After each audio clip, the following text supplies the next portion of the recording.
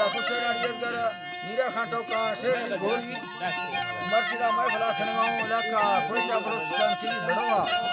दोस्तों का महफिल दी गए असर मर्सी महफिल तारीख सन 2022 साल सस्ती महीना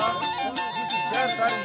हेमत को समझवार दो बजा मिला रसीना संगताना फरमाश है यालो बाजार बा फरमाश है मित्रों मरिया फरमाश है गुलजाना फरमाश है बाजार बा इलाही बाजार बा फरमाश है अमीना फरमाश बाजार बा हाजी फरमाश बाजार बा